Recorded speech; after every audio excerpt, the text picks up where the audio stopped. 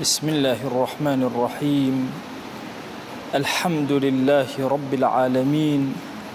والصلاة والسلام على خير خلق الله محمد وعلى آله وأصحابه الكرام وتابعيهم بإحسان إلى يوم الدين. ربنا أرنا الحق حقا وارزقنا اتباعه، وأرنا الباطل باطلا وارزقنا اجتنابه. ربنا آتنا في الدنيا حسنة وفي الآخرة حسنة وقنا عذاب النار. برزان وخشوستانم كتابي مختصر منهاج القاصدين كدوجار كل كراوي كتابي إحياء علوم الدين إمام رضا ورحمتي خوالي به بدريجي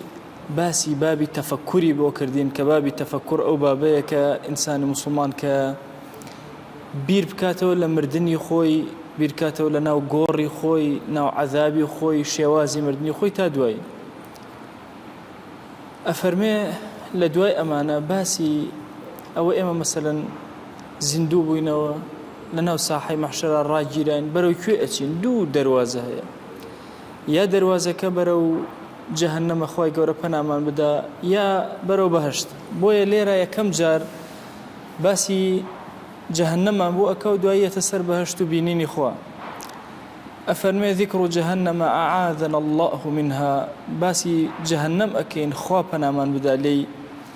أبو هريرة من أجرته وأفرمي لخزمت في غمرجانا صلى الله عليه وآله وسلم رجك دانش تبوين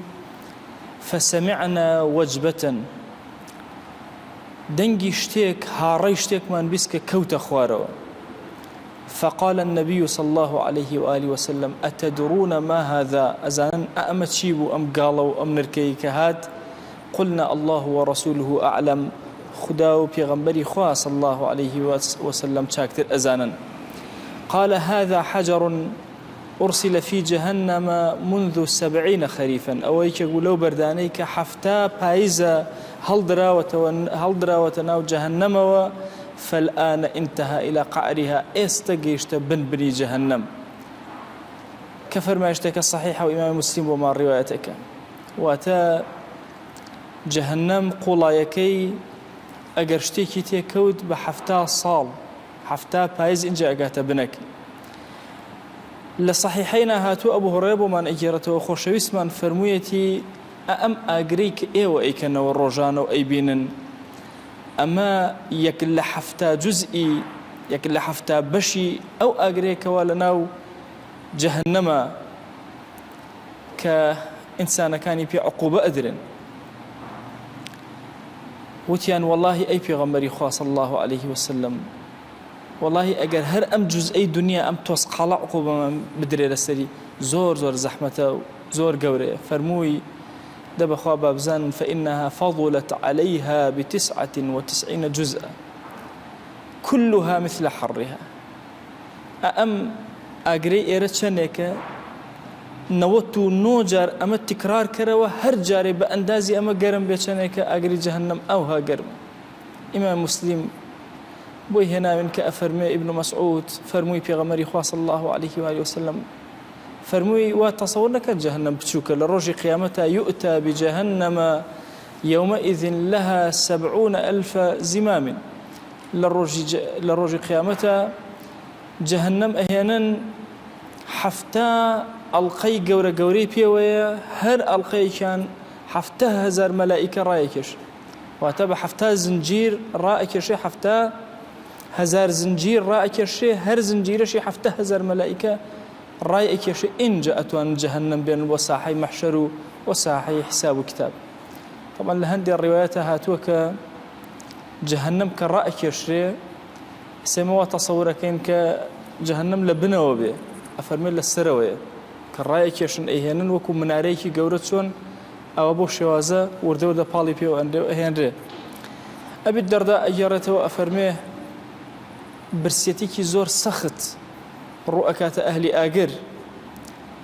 زورنا راحت أبن وهاواريان لي الله سيبو أوي خواردن يعني بدريت لبري خواردن داريكي زور ناشريني بزيويان أدريتي أما بخون على كاتك أما أخوان وش كبنوا بي هیچ سوودێکی لێ وەرناگرن هەم هاوارەکەن بەچی بەوەی کە بە خواردنمان پێ بدرێ عینەن پێیان ئەدرێتەوە ئەفەرمێ لە هەندێک ڕوايەتە یەکەم جار کێم و جەراعەتیان ئەدرێتێ جاری دووهەم ئەو دڕکەیان ئەدرێتێ فيذكرون أنهم كانوا يجيزون الغضة بالشراب أفرمي تصوري أواء كان كأمدر كودالي كلا سنجانا جيربوا أجر آوشتي بخونوا رزقاريا نبي فيلم الدواء خوارنوا أواء كان حميمي كزور فيغاثون بالحميم فينالونه بالكلابيب من النار من حديد أفرمي أجري كان بو إهنري شتيكي قرمي أبو إهنري تواوا كنزيق أبيته وليان بكمله قلابي زور جورة هالجيراوا أفرمي كنزيكي دموشاويان بو دموشاويان رويان أخوات رويان أتويتوا هرچونه به هر هول أدم شتيكي لي بخونوا كميكي زور كم ناوسكيان بارچة أكا إنجا هاواريان لها الأسي ادعوا ربكم يخفف عنا يوما من العذاب بخزني جهنم ألين دواب كان لرب العالمين كي يكروش عقاب وعذاب ما نسلابر أوانج ألين أولم تكو يأتيكم رسولكم بالبينات أي بيشتر بيغمبران تابونا هاتبو ألين قالوا بلى قالوا فادعوا دي خوتان دواب كان وما دعاء الكافرين إلا في ضلال هرچيش دواب كان هرهموي لقم رأي ولسر لشوايو هيشان لقبول ناكري ألين دي دواب كان خزني جهنم ألين دواب كان لمالكي جهنم ألين يا مالك ليقضي علينا ربك باب مري النجاة ما بهر مردن مو إما إسراحته إنكم ماكثون بتشي جوابي أنا داتو إيوه ليرة التواب يتر أمنوا ربنا أخرجنا منها فإن عدنا فإنا ظالمون لو كاتا زرت ما أخويا بزل جهنم رزقار مان بي والله قد ناقرينا سر أو كردو وخرافانيك كردومان قال اخسأوا فيها ولا تكلمون بيدنگ بنتيا هيج قسيق نكن اخسأ كلميك كأنما شون بأجلك شغيق أكيلا أجلك بوش شوازة يعني بيدنگ بنو هيج قسيق نكن أو شوين تانا اتر هيج أملك نامن شهيق هاوار نركون عليان برزبته يعني منها مجاركة آية كان القرآن سبحان الله خزمتي أنا أوسم لنا لباسي القرآن لباسي جهنم بيل الرحمة خوا كرو تشن رحمتي جوري سبحان الله أبي أم عبدانة تشني أم خوان عادس كردبي وتشني خوان تورا كردبي جل جلاله ك أبم شوازة ما ملايان لقلابك بم تندي وبم رقي ورا خوايق أمهم النعمة بيدا بتوبشي عبداتي أو نك هي شتربكي عبداتي بتكي عبداتي إنسانكي عبداتي حزبكي عبداتي جودريشكي عبداتي مشكي عبداتي نعم هموش تبكي عبداتي خوانكي أبي أمر رب العالمين أم إنساني بأم جواني خلق كردوا وأمهم درجة الرحمة اللي كردوا خوي ندى ولا درجة الرحمة بويا رب العالمين أمن دتور لي غزالية فرمي بير كروا لما ركان لدوبشك كان كلا فرمايش هاتوا ما ركاننا وبهشت أستوراتي كان وكو أستوراتي ملي حشتر أو هاي بير كروا لا أو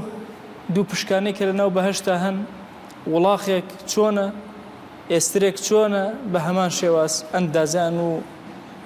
وقوريان أو أندأبي حسن رضا رحمة الله بحسن بصري أفرمي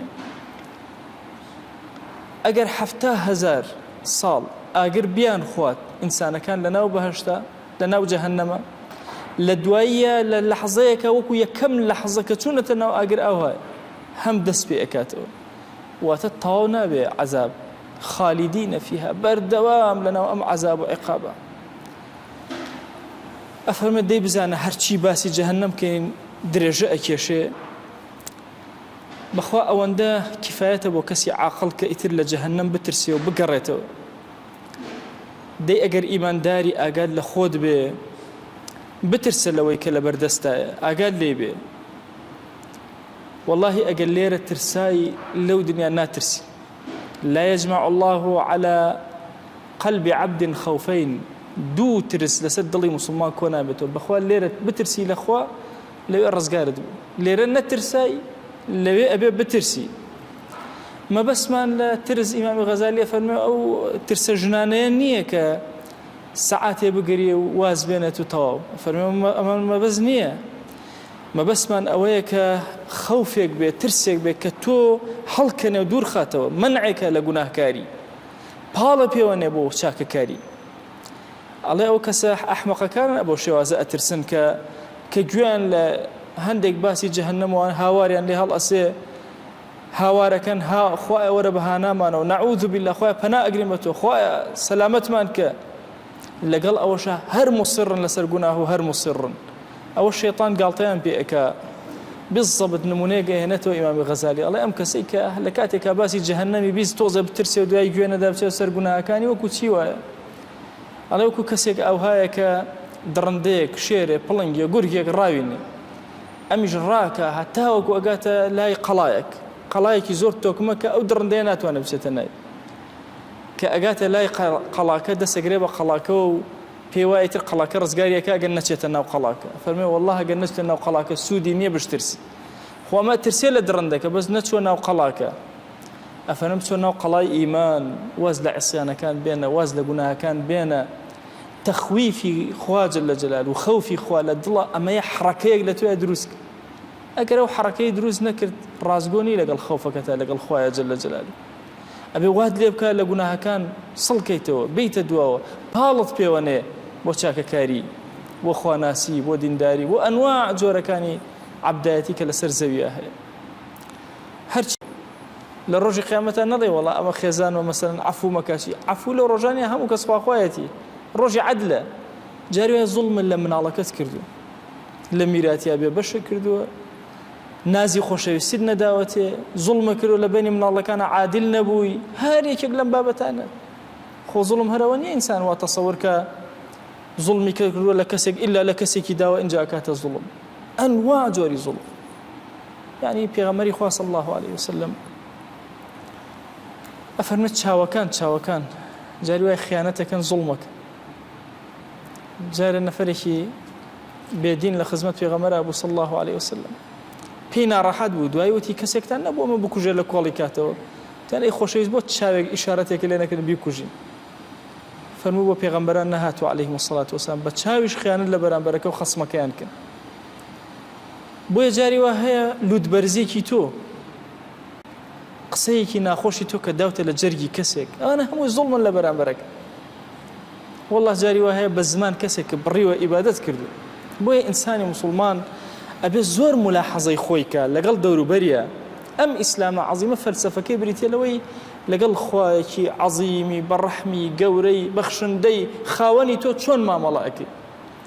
لەگەڵ عەبدەکانی خوا یا دروستکراوەکانی خوا لەسەر زەویە چۆن مامەڵە ئەکەی هەموو دروستکراوەکە ئەمە فەلسەفەی دینە کە غەزالی کورت و پوختی ئەکاتەوە بۆیە ئێمە هەر یەکێک لە ئێمە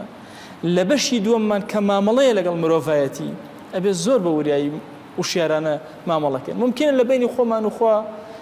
هەندی هەڵە و کەم و کوڕیمان هەبێ هەند و سارد و سڕیمان لە نوێژێکا بێ خوا هەمووی عەفوەکە زۆر بەڕەحمە بەڵام لەگەڵ عەبد بۆ عەبدێکی تر بە هیچ شێوازێ خوا عەفوت ناکات جەل جەلاله بۆیە عولەما ئەفەرموو گوناهەکان دوو بەشە بەشێکیان بریتێ لە حقوقی خوا خۆی عەفوی زۆرە بەشێکیان بریتێ لە حقوقی عەبدەکانی خوا ئەوە مەگەر عەبدەکان لێت ببورن عەبدەکانی لە ڕۆژی قیامەتە يوم يفر المرء من أخيه يعني إنسان لبراكي خوي چني خوشوي رأك لبراكي وأمه وأبيه لباوكي لدايكي وصاحبته خيزاني وبنيه لمن على كان كركاني رأك دي لو الرجاء تصورك اگر باوكي ما فيك لا من على كي هبه من على الظلم لباوكي كذب باوكي لي ورناقدته چن بالرحمه لقال يا ما فكي لي ورقرت دايكي بهمان شواز لمن على كان خوي ورقرت وبهمان شواز من على كانش لە باوکو دایکیان وەرەگرن بۆیە ئینسانی موسڵمان ئەبێ زۆر حەزەری خۆی کە عەزیزانم ئەم بەشی تەفەکوڕە زۆر گەورەیە ئیمامی غەزالی باسی ئەکا ئێمەی موسڵمان لە ناو ئاگراین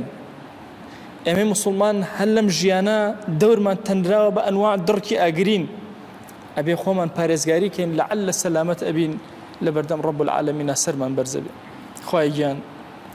لێت ئەپاڕینەوە لێت ئەلاڵینەوە بمان گێڕە لەو عەبدانەی کە لە ڕۆژی قیامەتە سەریان بەرزە لە حوزوری تۆیە یا رب العالمین. خۆیان داوا لێ ئەکەین بە ناوی جوانت بە صیفەتی بەرزێ بە ئیسمی عەظەمت بەرەکاتی ئاسمان و زەوی بەسەرمانە ببارێنە، عەفو و عافیەت بەسەرمانە ببارێنە. خۆیان لێت ئەپاڕێنەوە لێت ئەلاڵێنەوە ڕەحمەت و میهرەبانی خۆت بەسەر دڵ و دەروونمانە ببارێنە، بەسەر ماڵمانە ببارێنە، بەسەر وڵات و نیشتیمانمانە ببارێنە. خۆیان داوات لێ ئەکەین بە ناوی جوانت بە صیفەتی بەرزێ بە ئیسمی عەظەمت کەڕەمی خۆت بەسەرمانە ببارێنە. یا ئیلاهی داوات لێ ئەکەین ئەگەر مەزڵەمەیەک هەیە لە ژیانمانە لە حیاتمانە لە هەر موسڵمانێک خوای ئەرشادمان کە بۆ ئەوەی مەزڵەمەکە لەسەرمان نەمێنێ. یا ئیلاهی ئەو زوڵمانەی کە ئەتوانین کردومانەوە ئەتوانین قەرەبوویان کەینەوە، خوای هاوکارمانە بۆی قەرەبوویان کەینەوە. ئەو زوڵمانەی کە کردومانە یا ئیلاهی و ناتوانین قەرەبوویان کەینەوە، یا ئیلاهی ئەرشادمان کە بە دوعا خێرەکانمان قەرەبوویان کەینەوە یا رب العالمین. خوایە داوات لێ ئەکەین بە ڕەحمەت و بەزەی خۆت بە کەڕەم و گەورەی خۆت بە عەفوی خۆت خۆی لێ خۆشبوونی خۆت بەسەرمانە ببارێنە. یا ئیلاهی لێ خۆشبوونی خۆت بەسەرمانە ببارێنە. گوناهێ بە ئاشکرا کردومانە عەفومان کە، گوناهێ بە پەنهان کردومانە عەفومان کە. یا ئیلاهی داوات لێ ئەکەین بە ڕەحمەت و بەزەی خۆت بە کەڕەمی خۆت لێ خۆشبوونی خۆت بەسەرمانە ببارێنە. یا ئیلاهی گوناهێ لەمەوە پێش کردومانە عەفومان کە، گوناهێ لەمەوە دوائیکەین و فریای تەوبە ناکەوین عەفومان کە. یا ئیلاهی حەقی عەبدەکان بەسەرمانەوە مەهێڵە یا ئەکرەم الئەکرەمین. خوای نێوچەوانمان بگرە بۆ خێر یا ئەکرەم الئەکرەمین. خوای تۆ خۆت شاهیدی کە دڵی ئێمە پڕە لە خۆشەویستی بۆ پێغەمبەری خوا صلی الله علیه وسلم. خوای سڵاوی ئێمە پێ بگەێنە و یەک ناومان بێنە لە خزمەتیا یا ئەکرەم الئەکرەمین. خوای محەبەتی دڵی ئێمە پێ بگەێنە یەک ناومان لە خزمەتیا بێنە یا ئەکرەم الئەکرەمین. بمان گێڕە لەو عەبدانەی سونەتەکانی ئەو زیندوو ئەکەنەوە یا رب العالمین. خوای گیان گرفتمان زۆرە، مشکلەمان زۆرە لە دنیا، داواکاریمان زۆرە لە دنیا، هەمویان بەرزەکەنەوە بۆ لای تۆ یا ئیلاهی. تۆ خۆت خاوەنی کەون و کائیناتی یا ئیلاهی، ئەوەی مەصلحەتی دین و دنیا ئێمەی تیا پێمان عەتاکە. یا ئیلاهی ئەوەی بێتە زەرەری دین و دنیامان پەنامان بدە لێی یا ئەکرەم الئەکرەمین. خوایە تا ئەو ئەندازانەی کە ژیانمان خەیرە چاکەیە باشەیە، یا ئیلاهی درێژە بدە بە ژیانمان ژیانە بمان هێڵەرەوە. یا ئیلاهی کەی مردن باش بێ بۆ ئێمە کۆتا بە گوناه و عصیانەکانمان بێنە، یا ئیلاهی بمان گێڕەوە حوزوری خۆت یا رب العالمین. خوای داوات لێ ئەکەین بە ناوی جوانە بە صیفەتی بەرزە بە ئیسمی عەظەمت لە گوناهی دایک و باوکمان ببورە. خوایە لە گوناهی دایک و باوکمان ببورە، لە گوناهی برا و خوشەکانمان ببورە، لە گوناهی دراوسەکانمان ببورە، لە گوناهی خزم و کەسوکارمان ببورە، لە گوناهی خێزان و مناڵ و هاوسەرمان ببورە. یا ئیلاهی داوات لێ ئەکەین بە گەورەی خۆت لە گوناهی خۆشەویستانمان ببورە، لە گوناهی مامۆستا و قوتابیمان ببورە. هەر کەسێ خزمەتێکی بەم دینەی تۆ کردووە خوای گیان لە گوناهی ببورە. خوای لە گوناهی ئومەتی پێغەمبەری خوا صلی الله علیه وسلم ببورە. خوای لە ئەوەڵی ئەم ئومەتە تا ئاخیر هەر عەبدێ لە عەبدەکان هەر خۆشەویستێکی پێغەمبەری خوا صلی الله علیه وسلم تووشی هەڵەیەک ئەبێ تووشی جەفایەک ئەبێ، یا ئیلاهی لە گوناهی هەمویان ببورە یا رب العالمین. خوای لە گوناهی مردوەکانمان ببورە، یا ئیلاهی لە گوناهی مردوەکانمان ببورە. یا ئیلاهی داوات لێ ئەکەین ئەو مردوانەمان کە بێکەسن و کەس نییە لە ئومەتی پێغەمبەری خوا صلی الله علیه وسلم دوعایان بۆ بکە و ئێمە لێرە دوعایان بۆ ئەکەین خوایە ئارامی بەسەر گۆڕەکانیانە ببارێنە. یا ئیلاهی عەفویان کە، خوایە داوات لێ ئەکەین و لێت ئەپاڕێنەوە لەسەرە مەرگە ڕەحمەت و بەزەی خۆت بەسەرمانە ببارێنە. لەو لەحزەیە کە ڕۆحمان دەرئەچێ یا ئیلاهی کەڕەمی خۆتمان پیشان بدە و ڕەحمەت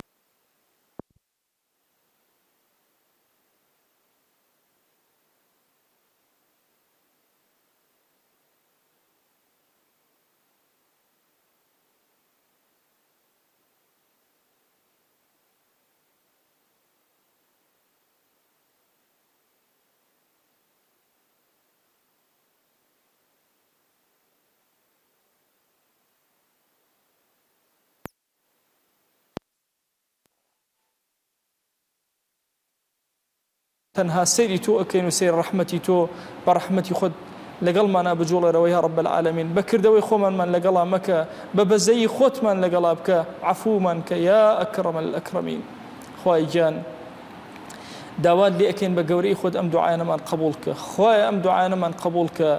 یا ئیلاهی داوات لێ ئەکەین و لێت ئەپاڕێنەوە بە ڕەحمەت و بەزەی خۆت لێمان ڕازی بە. خوایە لێمان ڕازی بە.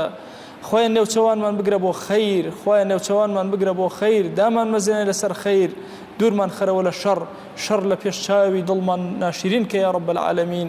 آمين آمين والحمد لله رب العالمين وصلى الله على سيدنا محمد وعلى آله وصحبه وسلم تسليما كثيرا أبدا إلى يوم الدين. خواهي قبر لقناه من الشيء أجبوري وخالي من قبولك.